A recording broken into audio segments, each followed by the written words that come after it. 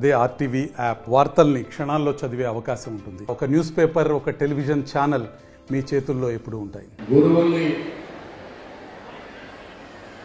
గౌరవపరుచుకుంటూ గురువుల్ని గుర్తు చేసుకుంటూ జరిపే మహోత్సవం గురు పుజోత్సవం.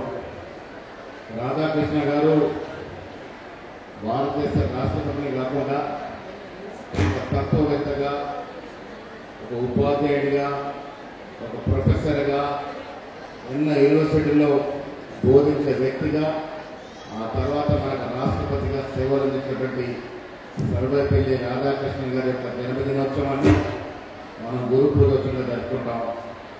5న గురు పూజోత్సవం జరుపుకున్నాం. సమయం లేక మా జయసింహ గారు అడిగితే ఈరోజు మీ చెంతకు రావడం జరిగింది. మిత్రులారా, భారతదేశ సంస్కృతిలో గురువుది అత్యున్నత స్థానం. తల్లిదండ్రులు జీవమిస్తే మన భవిష్యత్తును తీర్చిదిద్ది జ్ఞానమిచ్చే వ్యక్తులు గురువులు. అందుకే మన చరిత్ర, మన ఉపనిషత్తులు చెప్తాయి, మాతృదేవోభవ, పితృదేవోభవ, ఆచార్య దేవోభవ. తల్లిదండ్రులతో పాటు ఆచార్యని జోడించితేనే జీవితం, భవిష్యత్తు సుఖవంతమవుతుందని చెప్పడానికి మన చరిత్ర పదాలు చెప్పిన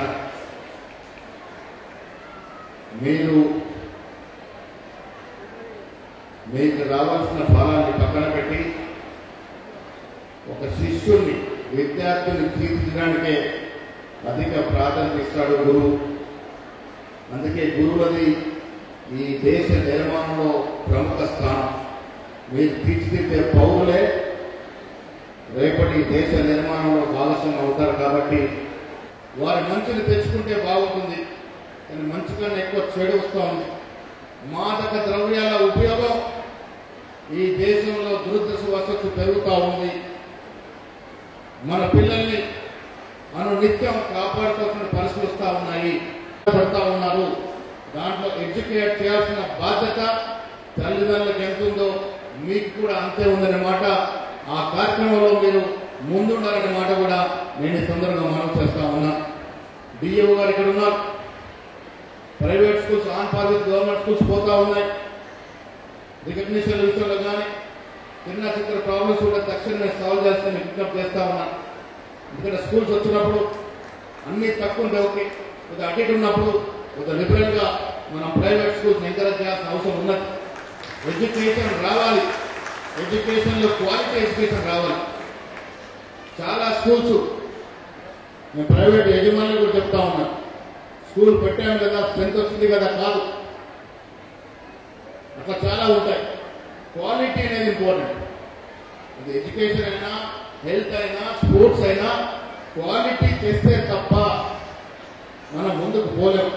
మీకు కొంత కష్టం అవుతుండొచ్చు, కొంత ఎక్కువ ఖర్చు అవుతుండొచ్చు, కానీ క్వాలిటీ ఎడ్యుకేషన్ ఇచ్చే విధంగా ప్రయత్నం చేయాల్సిందిగా నేను మనవి చేస్తా ఉన్నాను.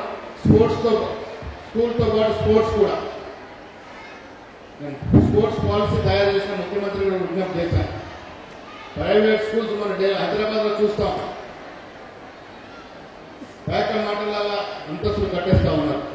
ఒక్క స్కూల్కి ప్లే గ్రౌండ్ ఉండదు.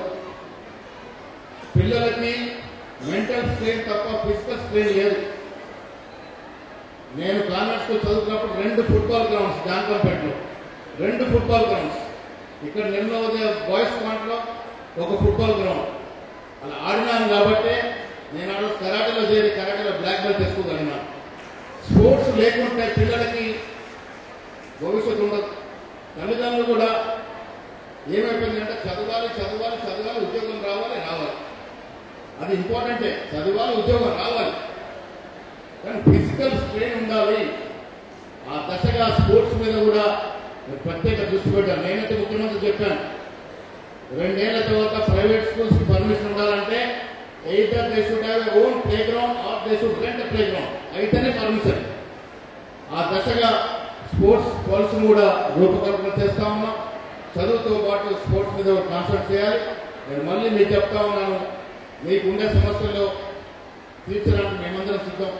ఆర్థిక పరిస్థితి బాగాలేదు అయినా నిజామాబాద్ కోసం ప్రత్యేకంగా మనం తెచ్చుకునే ప్రయత్నం చేస్తాం.